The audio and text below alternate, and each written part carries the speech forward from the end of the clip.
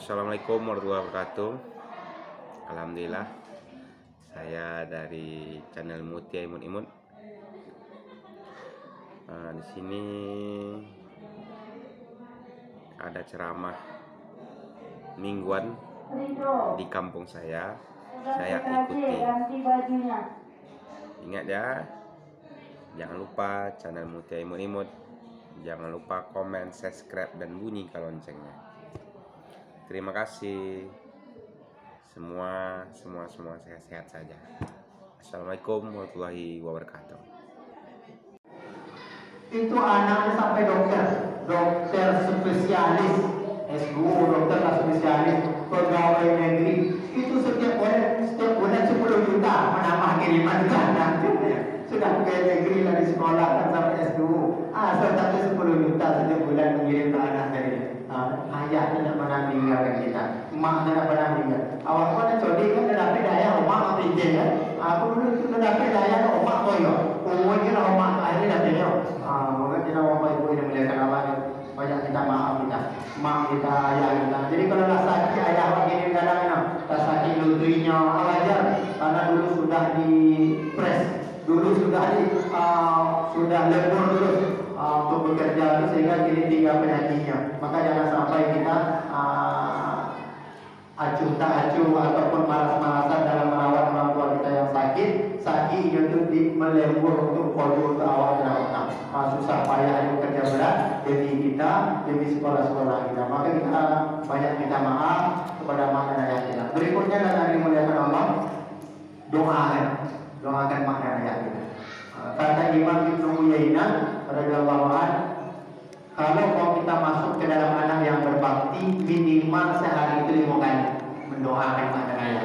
Jadi dalam setiap habis sholat wajib itu jangan sampai kita tinggalkan Rabbana firlana. Ada yang hafal Nana, ada yang hafal doa untuk orang tua, hafal. Kalau ada hafal maju. Lain. Yang putri, ada yang hafal doa untuk orang tua. Lain, kalau ada yang hafal doa untuk orang tua nih, bukan merah lo tahu. Saya muda mestinya, yang muda merah nanti. Ada yang hafal 20.000, yang hafal doa untuk orang tua. Ada yang hafal Rabbil firli waliwa. Lain tak? Sika maju. Lain? Sika maju. Doa untuk orang tua. Mantap.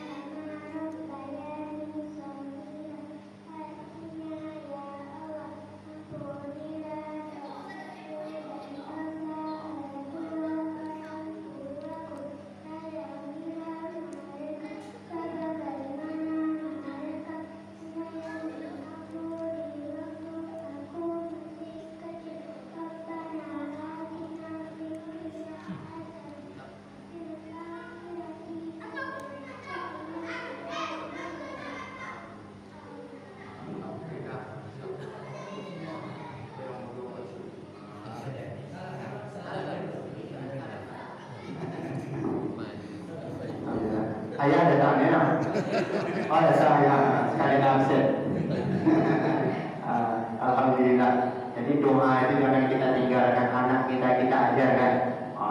Duduk ini dong. Kalau yang pertanyaan kita sudah siap ya. Dulu nanti doa. Boleh kembali nanti doa kan kok. Ya. Lain ya. Banyak yang betul ya. Saya yang buat daerah tadi lah nomor kok.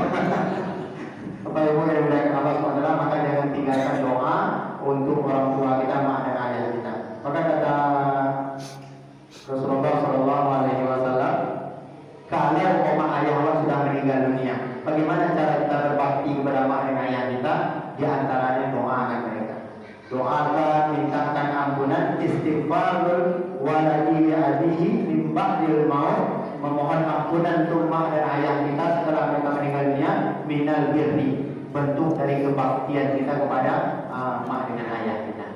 Maka Maka Bapak Ibu yang dimuliakan Allah Subhanahu wa taala, dalam sebuah riwayat hadis disebutkan, innar rajula la yamutu walidahu, lai anak yang sudah meninggal mak dan ayahnya, wa huwa akhun lahuma, tapi dia dulu bahagia sama ayah maknya, nakal dia nakal, suka buat salah pada mak dan ayahnya, fayadamu lahuma min ba'di mamatihima, tapi setelah ayah maknya meninggal dia taubat dia, ya Allah banyak salah dengan mak dengan ayah, maka dia doakan mak ayahnya, maka kata Rasulullah, fayatubahullahu minal barri, dia dicatat sebagai anak yang berbakti. Masih ada kesempatan kita. Mana bapak ayah orang meninggal dunia, dulu banyak salah kita, doakan terus. Doakan terus, di antara doa-doa kita dari terus menerus itu akan menjadi manfaatnya untuk Allah, menjadi anak-anak yang berbakti kita dicatat oleh Allah Subhanahu wa taala, sebab kita mendoakan makna ayah kita. Bapak Ibu yang dimuliakan Allah Subhanahu wa taala, kemudian tidak lebih mengutamakan istri dari orang tua. Kalau ada tersebut, artinya bukan kita mau mempertentangkan istri dengan mak kita, enggak. Mak kita, istri kita. Istri kita orang yang wajib kita nafkahi karena telah kita halalkan dengan kalimat akad nikah tadi. Maka kita wajib menafkahinya, wajib berbuat baik kepada istri kita. Tapi mak kita juga wajib kita memeliharanya, wajib kita mengasuhnya kalau seandainya mereka sudah tua dalam keadaan sakit. Bukan kita pertentangkan, enggak. Cuma ada kejadian ketika Allah memberikan pelajaran kepada kita ketika sahabat Nabi Al-Qamah. Ketika itu salah paham omaknya, sehingga dia pulang dari suatu tempat dari perjalanan, diagihnya oleh pokok istrinya dulu. Maksud dia ngasih itu pilihkan yang elok-elok lagi ke omak.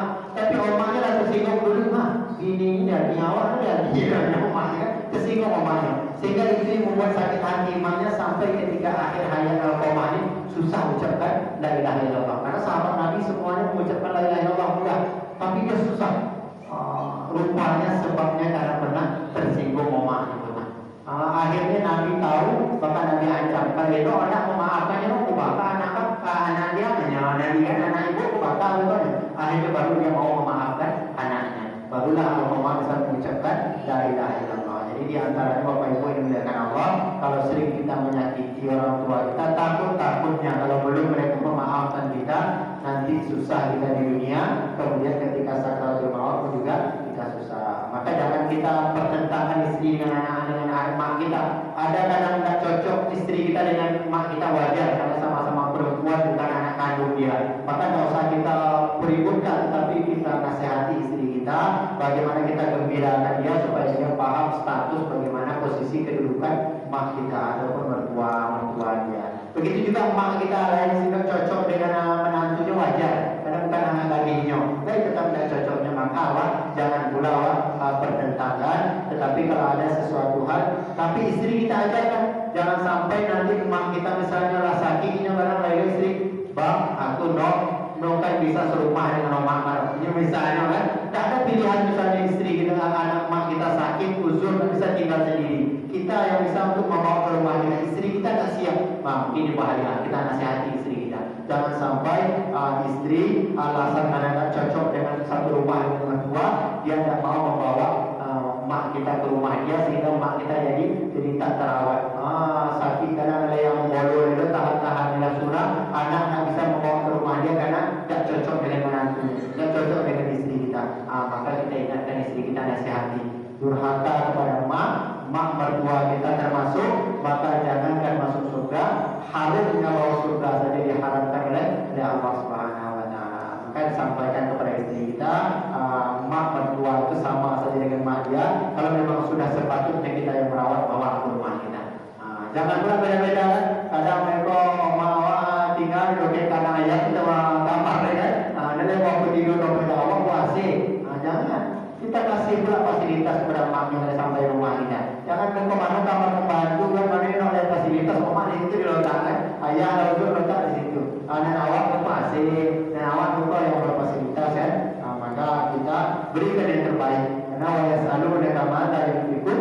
Kulma anfaqtum min khairin falil walidain. Duit kita untuk kemana? Selain kita menafkahi istri dan anak kita, tentu untuk membelanjakannya kepada mak dan ayah kita. Itu yang setelah itu. Maka kita belanjakan mak dan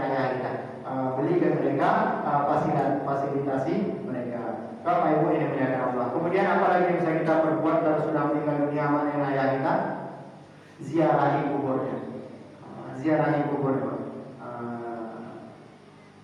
Kadang ada orang yang bilang ziarah kubur itu tidak ada dalilnya. Ini ada dalilnya nih. Di dalam kitab ini disebutkan, man zara qabra walidayhi aw ahadihima ihtisaban kana ka'adil hajjatin mabrurah. Orang yang ziarah ke kubur mak dengan ayahnya dapat pahala haji yang mabrur. Kalau haji gini 25 tahun menunggu kan, awak bisa setiap minggu berhaji, ziarahi kubur mak dengan ayah kita. Kalau sudah meninggal